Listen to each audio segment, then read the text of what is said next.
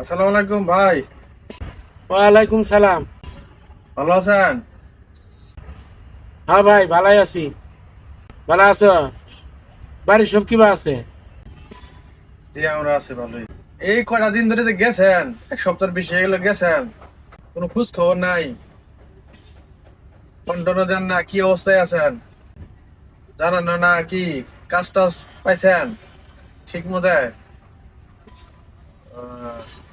বাসাটা যা বুঝেন। আইসি এক সপ্তাহ হইলো। ভাষা ভাষা বুঝি না।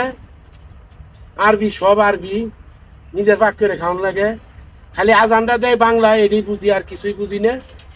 তো এই 5টা গাড়ি পাইছি। ও, গাড়ি পাইছ?